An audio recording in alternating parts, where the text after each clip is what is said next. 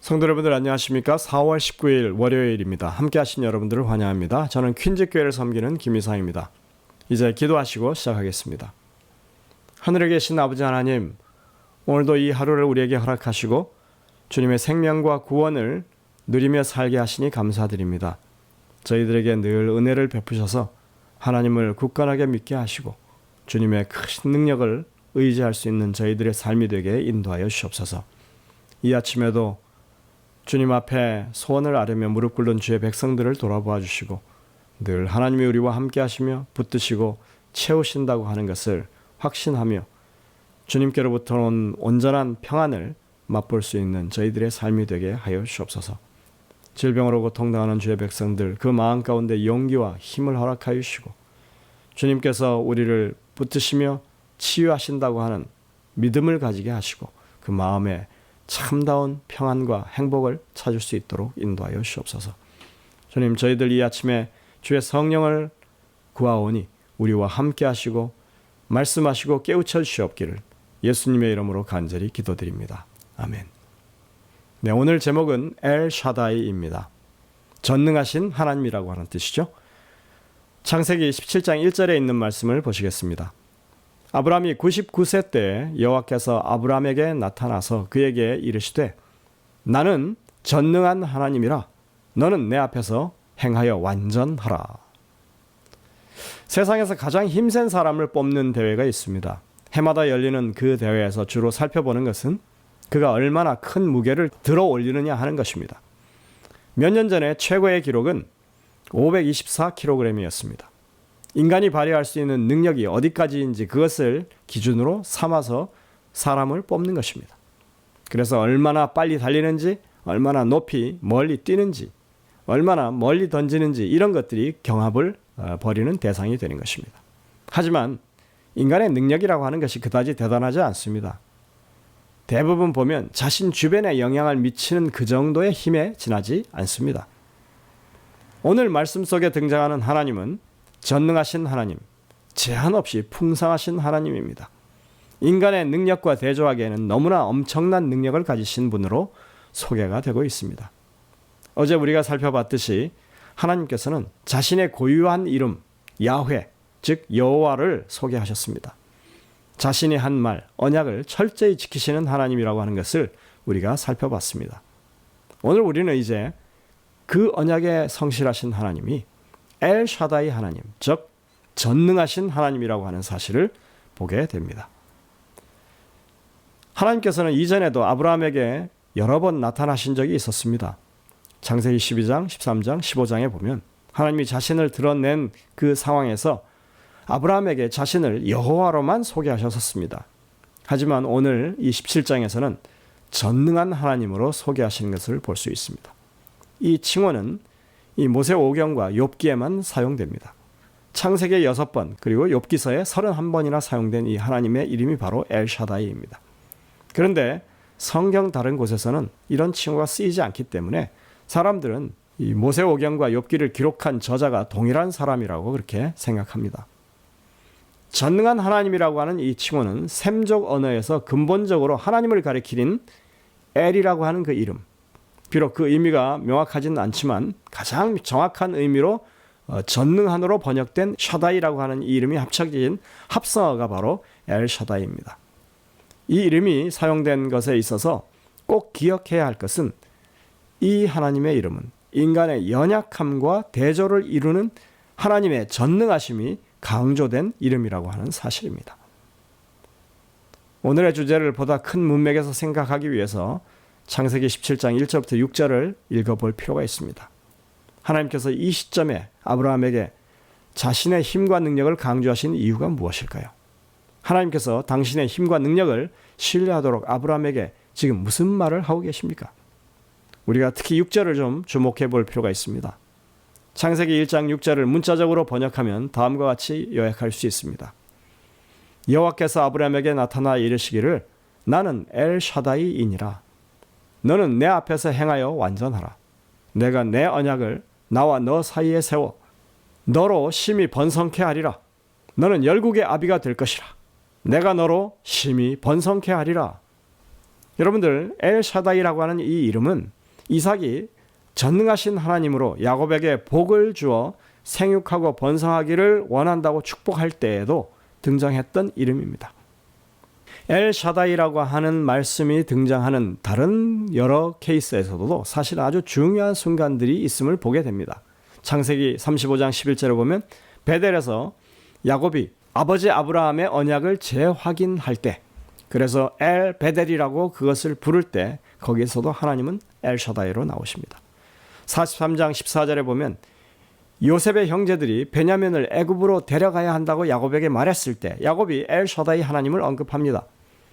49장 25절에도 보면 야곱이 요셉에게 마지막 축복 기도를 할 때에도 하나님께서 엘샤다이께서 그렇게 하실 것이라고 하는 그런 모습을 우리가 발견할 수 있습니다. 이 구절들에서 우리는 하나님께서 베푸시는 능력의 풍성함을 볼 수 있는 것입니다. 엘, 능력과 구원의 권위의 하나님입니다. 그리고 샤다이, 무궁무구신하신 능력을 가지신 하나님이십니다. 이 하나님께서는 믿음과 순종으로 자신을 찾는 자들에게 풍성한 축복을 내리기를 원하신다는 것입니다. 왜 하나님은 아브라함에게 자꾸 반복해서 언약을 다짐하고 계십니까? 우리는 창세기 12장에서 자손과 약속의 땅을 허락하시는 하나님께서 창세기 15장에 와서 다시 언약식을 체결하시면서 그 언약을 재확인하시는 모습을 보았습니다. 그리고 이제 17장에 와서 다시 언약을 새롭게 강조하시는 모습을 보고 있습니다. 그런데 하나님께서 이렇게 하시는 이유가 사실은 그 본문들 속에 분명하게 비춰지고 있습니다. 15장에 보면 아브라함은 하나님께 회의를 품고 있었습니다. 창세기 15장 본문 가운데 분명하게 나옵니다. 하나님이 아브라함에게 그 약속에 대해서 말씀하시는 그때는 아브라함이 하나님께 대한 의심을 가지고 있을 때였습니다.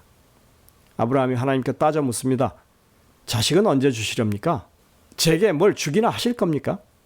그리고 이 땅을 주시겠다고 약속하셨는데 다른 민족들이 이렇게 버젓이 차지하고 있는데 제가 무슨 수로 땅을 얻을 수 있습니까? 우리는 아브라함이 이런 항의를 하던 때가 가나안에 온 지 채 10년이 되지 않았을 때라고 하는 사실을 그 다음 장인 창세기 16장의 기록을 통해서 확인할 수 있습니다. 아브라함은 15장에서 아직 아들이 없다고 분명히 말했고 16장에 가면 하갈을 통해서 이스마엘을 얻었다고 하고 있는데 거기에 아브라함이 하갈을 후처로 들인 때가 가나안에 들어온 지 10년이 되던 때라고 밝히고 이스마엘을 낳은 때가 아브라함이 86세가 되던 때라고 기록하고 있기 때문입니다. 그리고 오늘 본문에서 하나님이 언약을 새롭게 하시는 이 때는 아브라함이 99세가 되던 해라고 분명히 밝힙니다. 여러분들 아브라함이 75세 때 갈대아 우르를 떠난 것을 생각해 보면 창세기 15장에서 나와 있는 그 기록은 85세가 되던 해이고 17장의 기록은 99세가 되던 때, 즉 갈대아 우르를 떠난 지 24년이 되던 해라고 하는 사실을 우리가 충분히 알 수 있습니다. 좀 오랜 시간이 흘렀죠. 하나님이 약속을 받았지만 24년이 되도록 사실은 그 약속이 이루어진 게 하나도 없는 것입니다. 인간적인 생각으로 볼 때 창세기 15장에서 아브라함이 그의 종 엘리에셀을 후계자가 될 것이라고 했던 그때, 그리고 17장에서 이제 하갈에게서 얻은 이스마엘이 내 상속자가 될 거라고 하는 아브라함의 말들은 어쩌면 그가 이해한 하나님의 약속이 어떻게 성취되는지에 대한 그런 이해의 모습을 우리에게 보여준다고 할 수 있습니다. 하나님이 약속하신 것을 아브라함이 자신의 방식대로 그렇게 충분히 성취했다고 생각할 수도 있는 것입니다. 그러나 우리는 이렇게 아브라함의 실제적인 믿음의 투쟁, 그의 잘못된 그런 믿음의 과정을 통해서 하나님의 언약이라고 하는 것이 인간이 무언가 해서 이루어지는 것이 아니라 하나님께서 친히 이루어 주시는 일이 되어야 한다고 하는 사실을 배우게 되는 것입니다. 우리는 얼마나 많은 경우에 있어서 이 아브라함처럼 하나님의 약속을 전적으로 신뢰하지 못하고 자신이 노력해서 이룬 그런 일들을 통해서 자신이 하나님의 약속을 이룸을 받은 것처럼 위안을 삼는지 모릅니다. 하나님이 해주시겠다고 하시는 일은 결국 나보고 이루라고 하시는 일이 아닐까 하는 생각을 가지게 되는 것입니다. 아직 자식이 하나도 없는 아브라함, 이제 그의 나이가 100세가 코앞인데 그러나 이미 그는 아들을 보았다고 하는 것입니다. 자신의 노력을 통해서 얻은 아들이 있습니다. 그는 자신과 사라 사이에서는 상식적으로 아들을 얻기 힘들었습니다. 왜냐하면 사라는 이미 생리적으로 자손을 볼 수 없는 상황에 있었습니다. 그래서 아브라함은 이번에 하나님, 제가 이미 이스마엘을 얻었으니까 그 아이를 통해서 약속을 이루어 주신 것으로 하면 되지 않겠느냐는 말을 하는 것입니다. 하나님이 못 해주신 것, 우리가 다른 방편으로 그것을 이루어 놨으니까 하나님이 해주신 것으로 하면 좋지 않겠느냐는 얘기입니다. 그러면서 창세기 17장에 보면 우리가 참으로 참담한 장면을 보게 됩니다. 하나님이 아들을 주겠다고 다시 확인시켜 주시자 아브라함은 엎드려 웃으며 마음속으로 이르되 100세 된 사람이 어찌 자식을 낳을까? 사라는 99세니 어찌 출산하리요 하고 아브라함이 이에 하나님께 아뢰되 이스마엘이나 하나님 앞에서 살기를 원하나이다 이렇게 했습니다. 17절 18절 지금 뭐라고 합니까? 하나님, 약속해놓고 주님이 이루어주신 게 아니라 제가 이뤘습니다. 이스마엘이나 하나님 앞에서 살면 좋겠습니다. 하나님이 자신을 전능하신 하나님이라고 밝히는 상황 속에서 아브라함이 보이는 태도가 이것입니다. 우리는 왜 하나님이 언약을 이렇게 새롭게 하셔야만 했는지 그 이유를 지금 보고 있는 것입니다. 그것은 아브라함이 하나님의 언약을 있는 그대로 신뢰하지 못하고 자기 방식대로 이루려고 했기 때문입니다. 여호와 하나님, 그분은 언약의 하나님이십니다. 엘샤다이 하나님, 그분은 언약을 이루시기에 불가능이 없으신 하나님이십니다. 인간은 여전히 하나님을 믿지 못해서 자신이 만족을 얻을 방법을 스스로 찾고 합리화시키려 하지만 하나님은 직접 약속하신 말씀을 반드시 그대로 이루시는 하나님이십니다. 그래서 전능하신 하나님이심을 지금 여기서 말씀하고 입증하시는 것입니다. 영감의 교훈에 보면 이렇게 말합니다. 우주의 보좌에 함께 앉으시는 분은 인자이시다. 그 이름이 기묘자라 모사라 전능하신 하나님이라 영존하시는 아버지라 평강의 왕이라 불리우실 분은 바로 인자이시다. 스스로 있는 자는 하나님과 인간 사이에 판결자가 되셔서 양측 사이에 그의 손을 얹으실 분이시다. 그분이 바로 우리의 구주이신 예수 그리스도시고 그분이 우리의 창조자이신 하나님이십니다. 그분이 우리의 엘샤다이이십니다. 여러분들, 오늘 우리는 어떤 하나님의 언약을 가지고 있습니까? 우리를 다시 데리러 이 땅에 오실 것이라고 하는 약속 가지고 있지 않습니까? 우리를 사랑하시되 영원히 사랑하시겠다는 약속 아닙니까? 우리가 구하면 언제든지 응답하시겠다고 하는 약속 아닙니까? 오늘 우리는 우리가 언약의 하나님 앞에 있다고 하는 사실과 그분이 그 모든 일을 이루시기에 전능하신 하나님이시라고 하는 사실을 온전히 믿어야 할 것입니다. 그러한 믿음을 여러분들 마음 가운데 다시 한번 세우시는 이 하루가 되시길 간절히 바랍니다. 기도하시겠습니다.